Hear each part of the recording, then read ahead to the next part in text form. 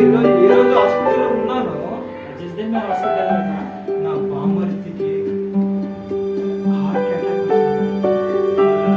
मेरे कजिन को heart attack आया అదే రాత్రి bypass surgery చేసినారు.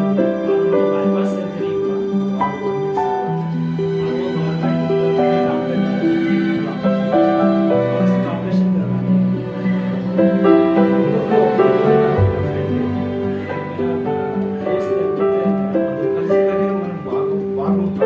और हम लोग सब साथ में मिलजुल कर रहते हैं। నేను హాస్పిటల్ అయిన రోజు ఆయన ఊరికి పోయినాడు.